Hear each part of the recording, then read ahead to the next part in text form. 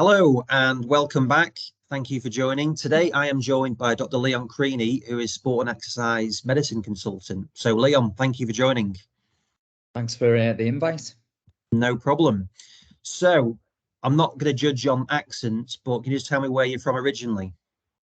Well, you'd never guess, actually. I was born in Melbourne, Australia, but moved to Liverpool at the age of, I think, about 18 months. So that's where I grew up. Yeah. So how come you were born in Melbourne then? Oh, English mother, Australian father. So that's where they were living at the time. Right. Yeah. So I worked on Spencer Street for a while, right opposite the Crown Casino. So I don't know how often you get back there. Yeah, I know Spencer Street well and the Crown Casino quite well. Had one particularly interesting night there. You know what I actually watched? It's coming back to me now. I watched the England-Germany 5-1 game in 2001 in Crown Casino. Great night. Okay. Yeah. Very good. Michael Owen, hat-trick, Gerrard and Heskey. Unfortunately, all Liverpool players. I'm an Everton fan, but yeah. Because I've got the T-shirt that says Liverpool 5, Germany 1. I won't ask your allegiances then, because we've already answered that one. So do you think there was anything in the stars for you then, bearing in mind Melbourne's considered to me maybe the sporting capital of the world, that you'd move into this area? Well, I was always interested in sport. You know, that was my attraction to going into sports medicine. So when you're a young medical student and junior doctor, you kind of change your career aspirations every 5 minutes, really, and it takes a while to solidify on one direction. But the sport that I got involved with most at university was athletics, track and field. So I was at Sheffield, which had Don Valley Stadium, which is sadly been knocked down now and turned into houses.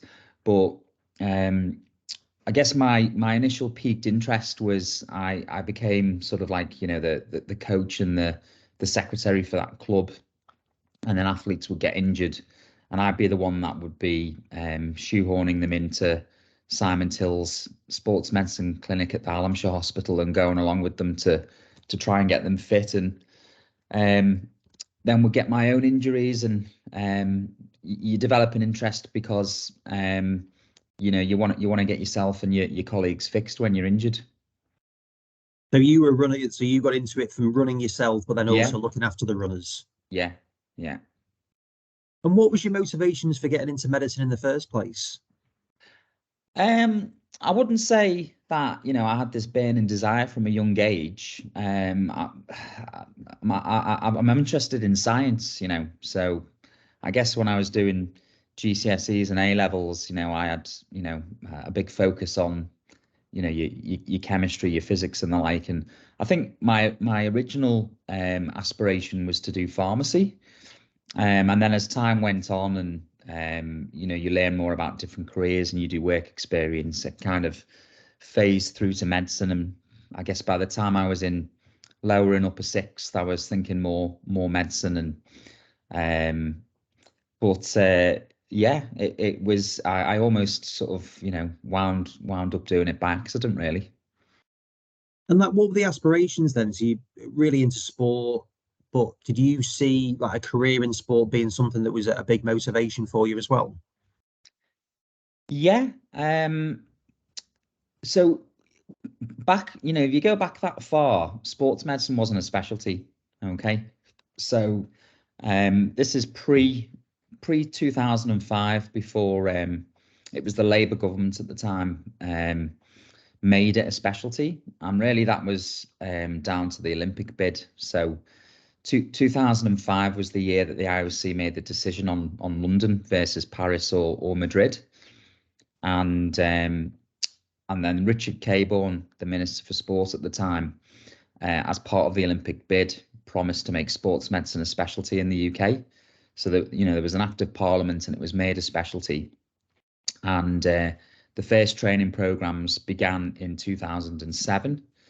So if you wind back to 2006, I had an interest in sports medicine. I'd already been doing things like volunteering to provide medical cover at athletics events like BUSA.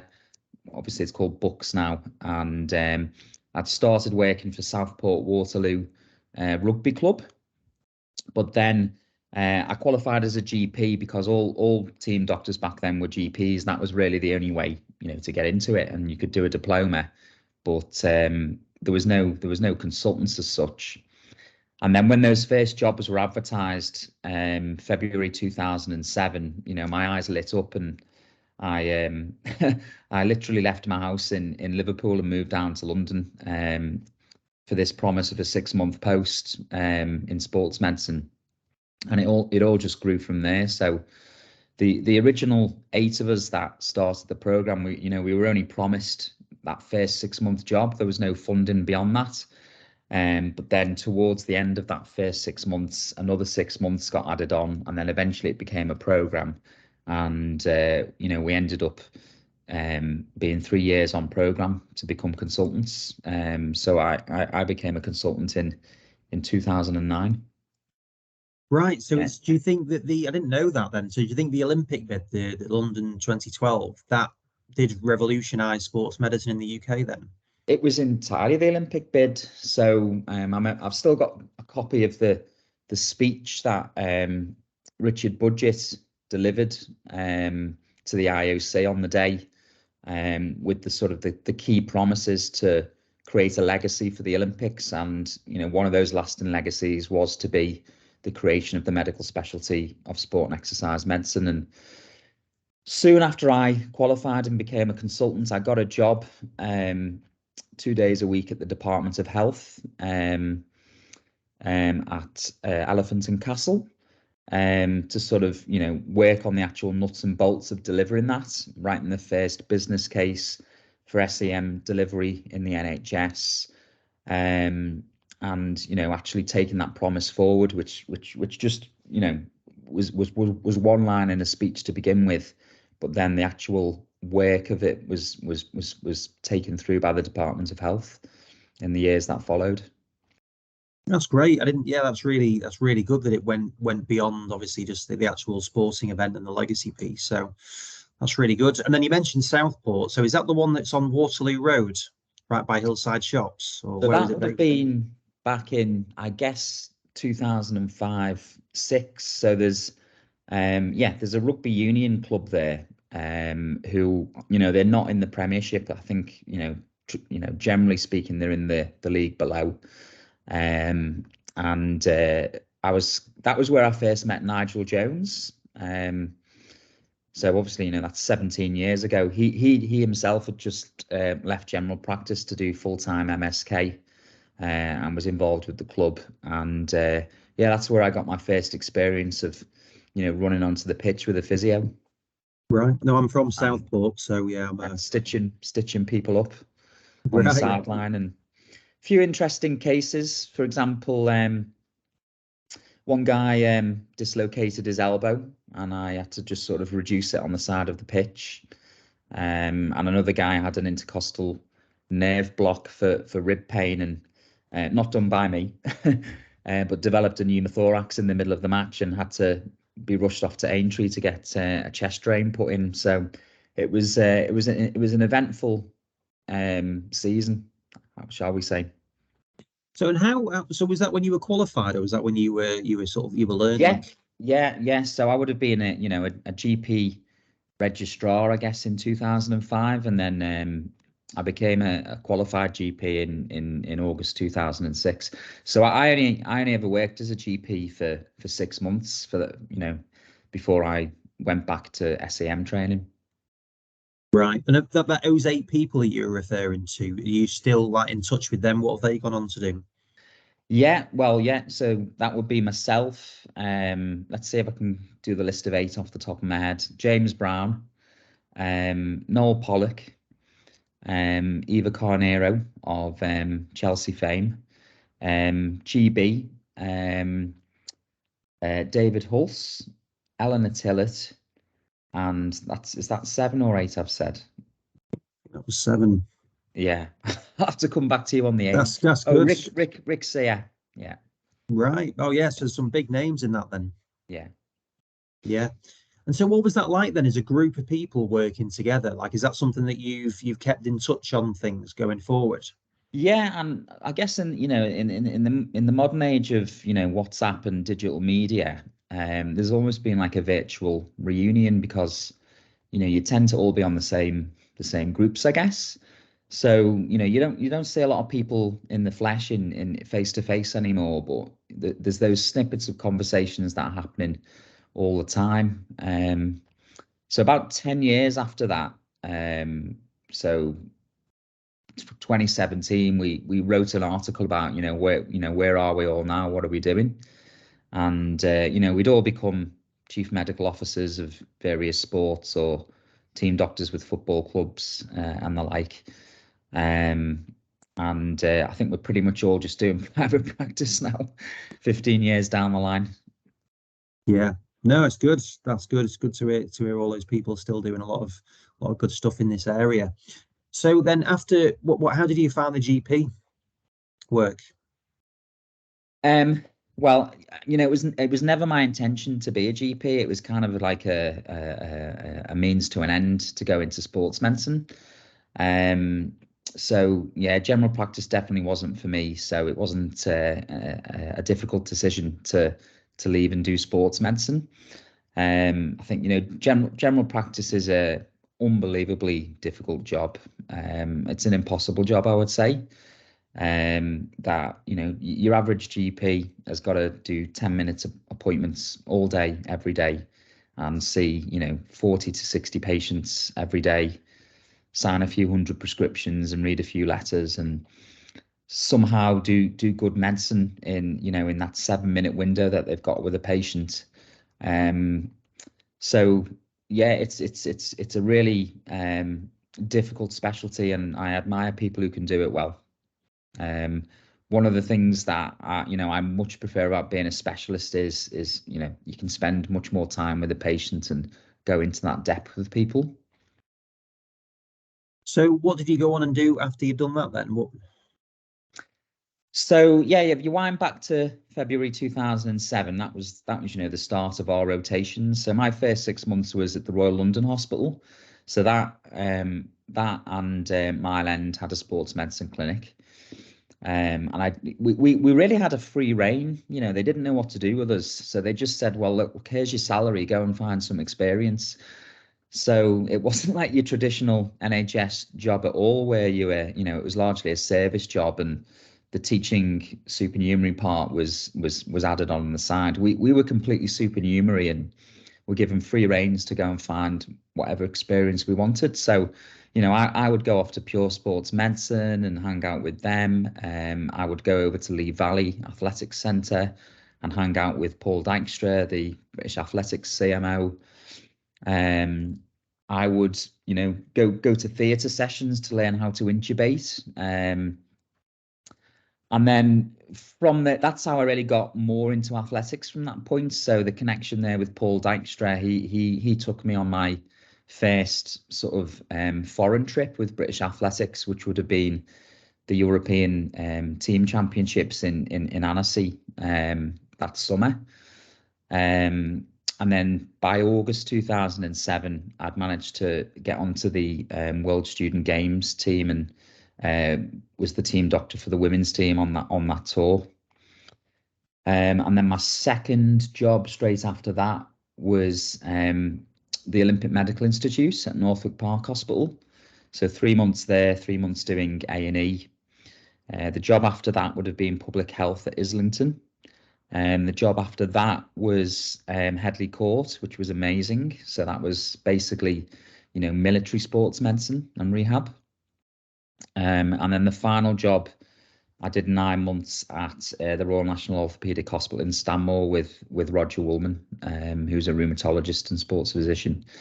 And then sort of running alongside that, there was the trips that you do away with teams, which I got involved with the under-23s and would travel with them to the athletics competitions. That must have been a dream. It's not even a job, is it? It's like you're basically just going and shadowing all these absolute elite level centres. Yeah, absolutely, yeah. So, you know, it was the focus of the specialty, you know, it's really changed a lot now from where it started. You know, our focus was very much on, you know, elite sports medicine and, you know, the medical care of high level individuals. And the exercise medicine part of the specialty, you know, was lip service in a way. But as time's gone on and it's become, you know, an NHS specialty and the curriculum's been rewritten a few times, the sports medicine element of it's been sort of written out of the curriculum almost, and it's become, the emphasis is on exercise for chronic disease and the like. So it's changed as a specialty since I began in terms of the training that's done, and it's all NHS based training now. So the current trainees aren't allowed to go and spend significant amounts of time with teams. Yeah. So I'm glad I got in when I did, basically. Yeah, it sounds, definitely. Having chatted with Liz Kilcourse about it, she was saying that it does seem to have changed since then. And so after you'd done all of those placements, then what were the roles that you went into as being like a sort of paid employment? Yeah. So, you know, a lot of sports physicians have this quite sort of backwards career structure. Is, you know, your general career pathway as an NHS trainee and doctor is, you know, your first job's going to be a consultant in the NHS.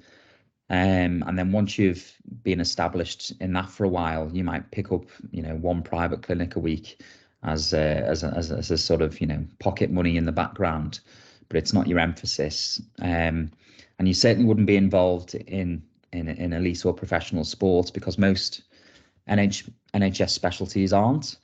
But in sports medicine, we have much more portfolio type careers where you have to pick a day here and a pick there and sort of piece together a full week's worth of work.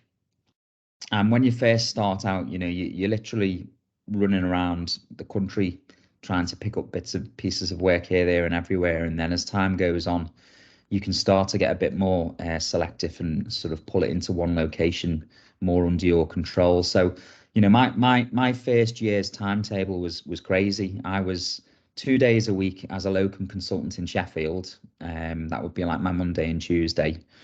And then I'd head down to the Department of Health to be there for like a day. And then a couple of days at the Aldershot regional rehab unit Garrison. And then the actual very first job, although it was self-employed, I got was at the Bupa Barbican Centre, where I was doing sort of half a day a week to begin with. And then as time went on, I finally did get a substantive consultant post in Birmingham, so the Queen Elizabeth. And I did that. That was again 2 days a week. Sort of from 2012 to 2015. And then I sort of made approaches to hospitals in Manchester about, you know, could I start a clinic?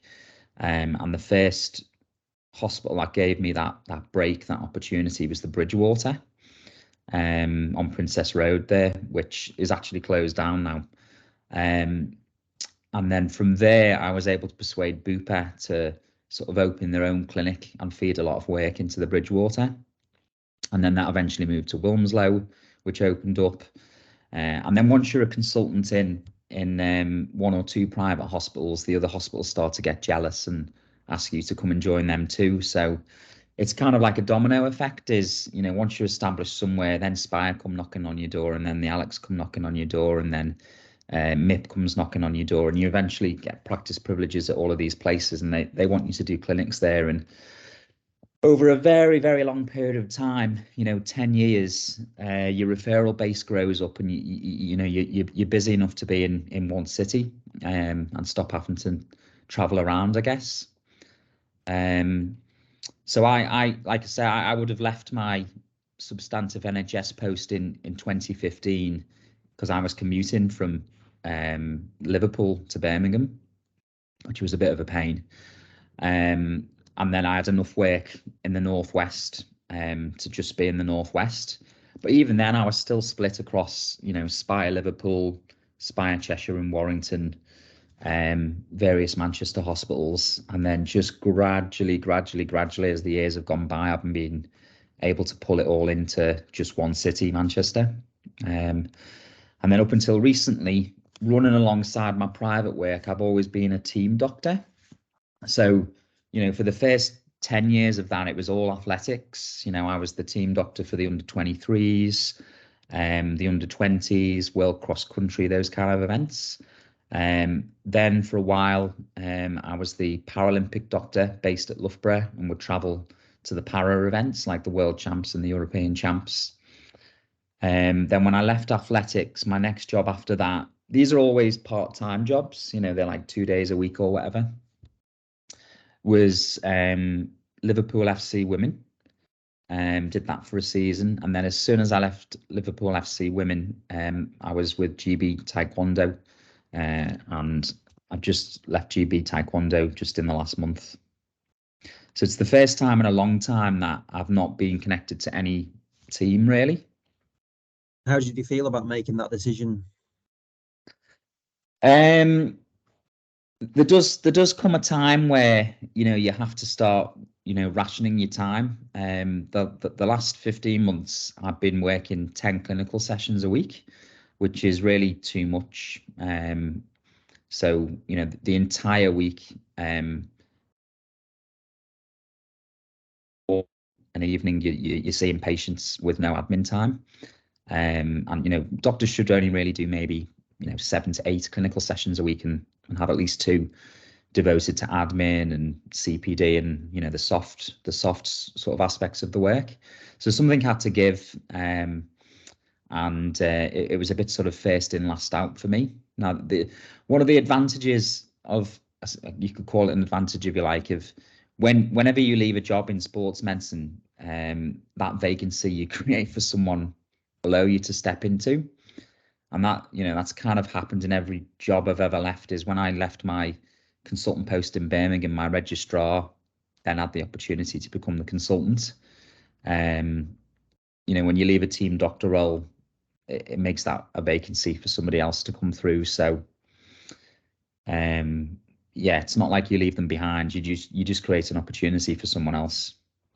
Yeah, I mean, it does. Having spoken with and deal with a lot of sports doctors, it does feel like it's run ragged, basically. So you've kind of from pillar to post, different places, different days. What's it like dealing with that? Like, I know you said you were trapped commuting to Birmingham, but a lot of people doing days here and there and even half days. Like, how does that impact just like your life in general?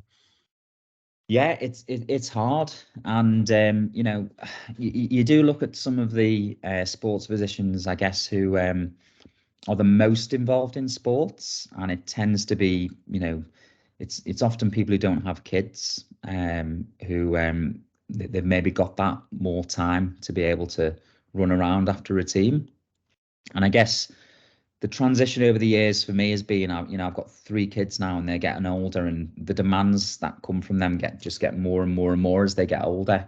You have to run around them more, and there just comes that point, I guess, where you have to focus more on work and family, and you just don't have that spare time to run around after a team, because when you do work for a team, although they might only employ you for 2 days a week, really the expectation is that you're on the end of a line 24/7, and you will run around after them, and it's not always practical at certain points in your life.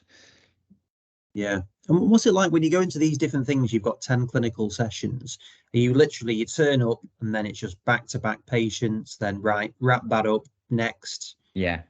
So you've got to be very organised, and you've got to be a pioneer, because sports medicine, it's not a spoon-fed career like some careers are. So if you wanted to be a cardiologist, you'll have those 4 years as a registrar, and then you'll apply for a consultant post, and you'll probably step into a retiring consultant's job, and your week will already be almost determined for you. As you do clinics on this day, you do procedures on this day, this is your SPA time, and then you will just you'll work in the NHS and that'll be your career. But you really have to go out and find the work and create your own timetable in sports medicine.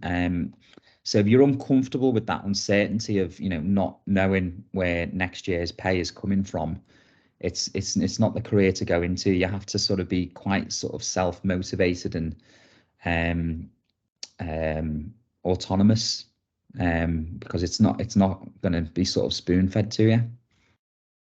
And what do you see the future of the sports medicine profession in terms of, there's not that many people that are going through the education pathways, but do you see that growing over time in terms of doing the SEM qualifications? It's really hard to know what way it's going to go. You know, there's only a finite number of teams out there. So, you know, there's only, you know, there's 92 football clubs in the Football League. There's however many rugby clubs. So there's only a finite demand for sports medicine doctors. And the financial culture in the NHS is such that it's firefighting all the time. And you know, there's not a lot of emphasis on prevention. So the great hope that SEM and exercise medicine was going to take off in a big way in the NHS, it's not really happened, you know, in the last 17 years. You know, I think, you know, people would love if it did, but it's so far not seemed to have been a big priority for the NHS to deliver sports medicine. And I think, you know, the professional organisations need to take a bit more responsibility maybe for owning the training of sports medicine doctors, because ultimately they're the people who are benefiting from it. So the FA, for example, maybe should sponsor training. The RFU should maybe sponsor training, because ultimately these doctors who are being trained on the NHS, they often go and work for those organisations. So a bit more like the Australian model, I guess, where, you know, sports medicine training is all delivered in private clinics, because that's where the future employment lies a lot of the time. Right, I didn't know it was set up like that in Australia. Yeah, it's all private in Australia. Right, and even in the States, it's a different setup, isn't it? With the medical teams, of a lot of them aren't always employed directly by the club, but then they've got the sort of linked with the players. So is the UK set up differently to a lot of the other big sporting nations? Yeah, I mean, there's only a handful of countries where it's a specialty still, isn't there? You know, so there's only a handful of countries in Europe. I think Finland, Spain, the UK actually have it as a specialty. It is completely different in the States. I mean, there's two ways to do sports medicine in the States. I think you can do primary care sports medicine, so as a family doctor, a GP, or you can do orthopedic sports medicine with the surgical focus. And I don't know much more about the USA system than that, really. Yeah. Yeah. And are there any roles that you wish you had done or would like to do in the future? I know you seem like a big Liverpool fan. Like, how was it working with the ladies team? Yeah, it was good fun. I mean, they're a championship team. They've just been promoted to the WSL. Women's sport and women's football is growing, but there just isn't the money that there is in the men's game. Obviously, you know, television deals are huge in men's football. You know, supplying billions to the industry, and the Champions League. You know, so the revenue that's coming in from TV, from shirt sales, and from ticket receipts means that there's huge amounts of money in the men's game, which then trickles down from the owners to the players. But now that the women's game, for example, has that television deal, there is going to be more money circulating in the sport. Up until now, the men's teams have actually had to, prop up the women's teams financially. But I think it's going to get to that point where probably women's football breaks even and starts turning into profits. And that's when I think we'll really see it, take off in a big way, because the salaries will go up and it will start attracting, the fitter athletes into the sport, and they'll be more professionalised, just like what happened in rugby union, I guess, when, that used to be an amateur sport, didn't it? And then it professionalised, and, we've got modern rugby union, which is, just light years ahead of how it was in the 80s. I think the same thing will, gradually happen in women's football too. Yeah, it's really good seeing that the promotion, certainly the BBC are promoting it massively, and seeing the investment, like well, Dave Fever, Gary Lewin now working in those areas. It feels like it's really progressed loads in the last couple of years. Yeah, definitely. And then, so outside of it, I know you've got very busy clinical workload, but are there any particular books that you get into outside of the clinical and medical side of things? Because there seem to be a lot of people look at it like that. You mentioned the softer skills earlier on. Yeah, well, you mean sort of work-related books or just So general? self-development, professional development type things. Yeah, I mean, books that I've read over the last year. A very interesting book I read was, have you ever read Sophie's World? It's No. about the history of philosophy, but told as a story from a 14-year-old girl.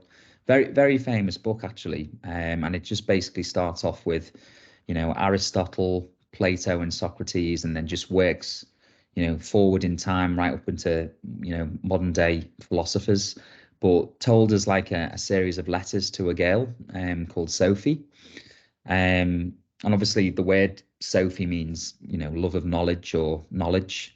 It's sort of connected with the word philosophy anyway. And have you ever read that book? What's it called? Thinking Fast, Working Slow, or what's it Thinking called? Fast and Slow. Thinking Fast Kahneman, and isn't it Slow, then? yeah. So Mhm. that was a very interesting one to read about, all of the subconscious biases that we have, and how we can try and reduce that into, plain facts and not throw emotion onto it. So they're two interesting books I've read over the past year. Right. Yeah, no, I'm gonna check out Sophie's World. I didn't know about the philosophy and Sophie bit as well, so Oh yeah, yeah. that's interesting. So, and Most then just popular girl's name this year, is apparently. it?